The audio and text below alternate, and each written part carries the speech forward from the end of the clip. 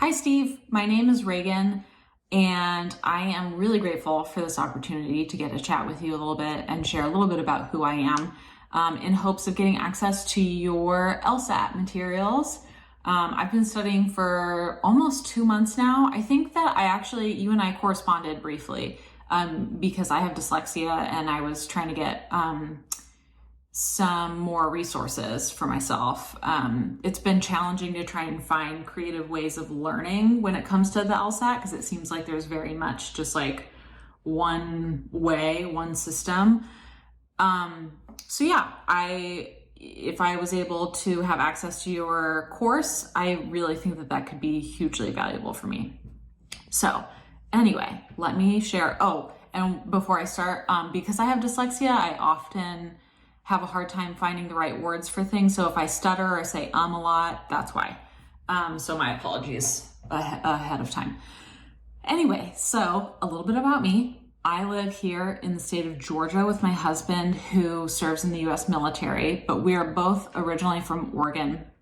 We've only been living here like 4 years. So I am a graduate of the University of Oregon. So I have my bachelor's degree actually in women's and gender studies. So I guess you could kind of say that I'm primed for public interest law.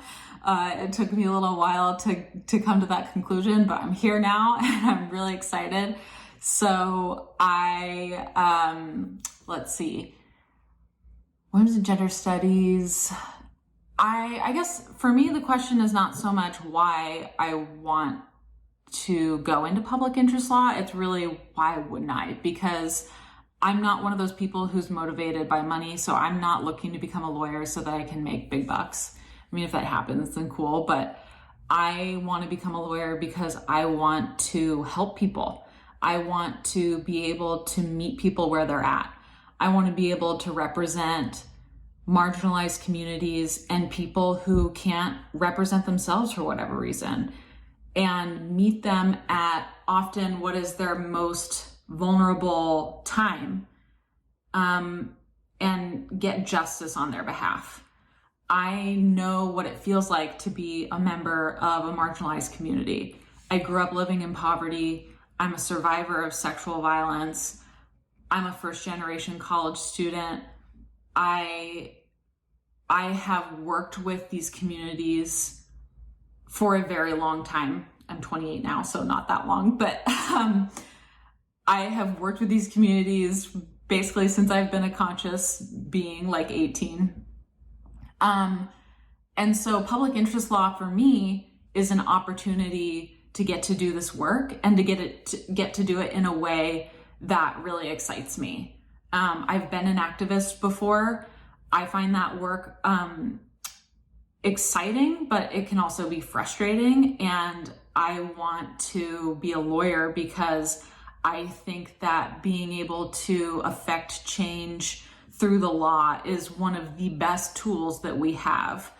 So for example, I have been involved in crafting legislation and passing a bill within the last year that protects survivors of crime, specifically survivors of sexual violence, protects their privacy, specifically in relation to disallowing the media from publishing identifying information about them without their permission.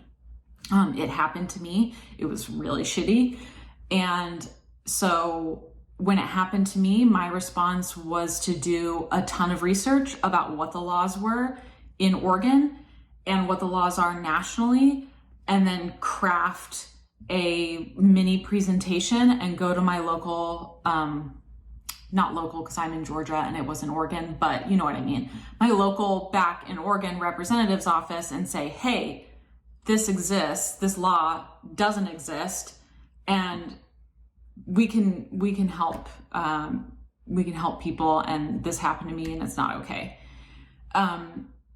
I've also just been involved in a lot of work representing marginalized communities.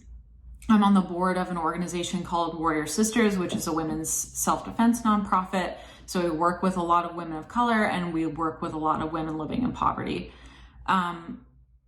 So yeah, this work is just baked into who I am. I am so stoked to become a public interest lawyer. I'm trying to think if there's anything else that's relevant. Yeah, I'm super dedicated. I'm super disciplined. I wish I could just skip the LSAT stuff and go straight into law school. At the same time, I am having a relatively as good of a time as you can have in studying for the LSAT, because I am super nerdy. And so I find the logic stuff, like logical reasoning, I find that stuff pretty fun. And I'm also somebody who's really drawn to specificity. So I'm enjoying that element of it. But my goal is to work as hard as I can to get the very best score that I possibly can, and to get into a good law school that will allow me to go out into the world and do this work. So yeah, that's a little bit about me. I can see that I'm a little bit over on time, so I will sign off. But again, thank you, Steve, for this opportunity, and have a good day. Thanks for tuning into the show. Please subscribe if you haven't done so already to be notified of new episodes as I release them, and feel free to reach out if you need anything at all as you move forward with your prep. I'm happy to help however I can. In the meantime, I wish you all the best and take care.